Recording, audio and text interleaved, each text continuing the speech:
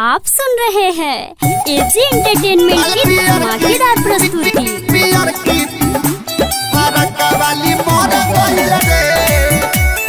Music by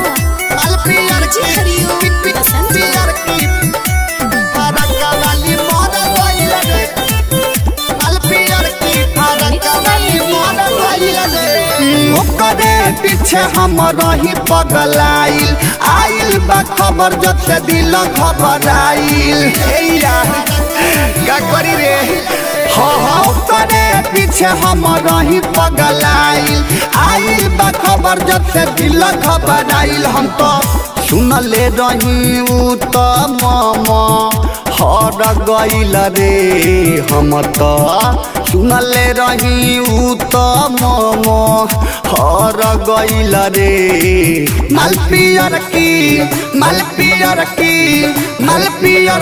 फरक वाली मर गइल रे मालपियर की फरक वाली मर गइल रे मालपियर की फरक वाली मर गइल रे।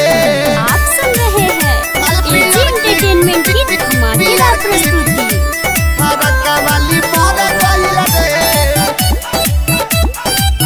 मालपियर की पियर की फरक वाली मर गइल रे मालपियर की फरक वाली मर गइल रे।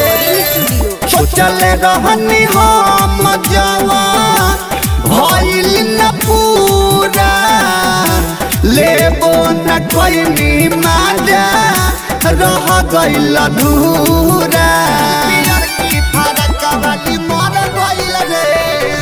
सोचल रहनी हम जवान भइल न पूरा लेबो न कोई माजा रह गइल अधूरा।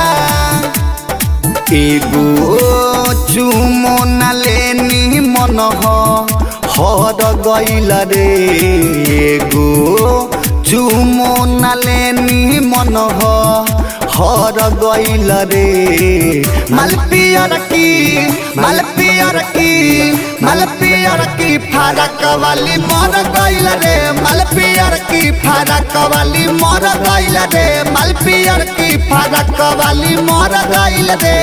आप सुन रहे हैं एजी एंटरटेनमेंट की धमाकेदार प्रस्तुति। फरक वाली मर गइल रे मालपियर की पियर की फरक वाली मर गइल रे मालपियर की फरक वाली मर गइल रे।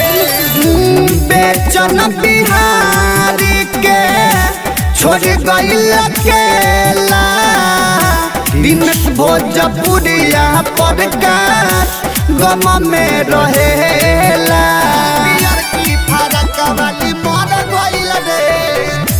बेचन बिहारी के छोड़ गइल अकेला दिनेश भोजपुरिया दीपक गम में रहेला।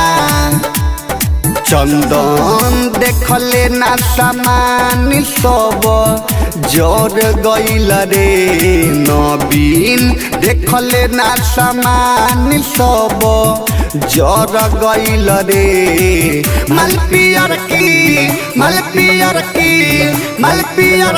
फरक वाली मर गइल रे मालपियर की फरक वाली मर गइल रे मालपियर की फरक वाली अरे मर गइल रे।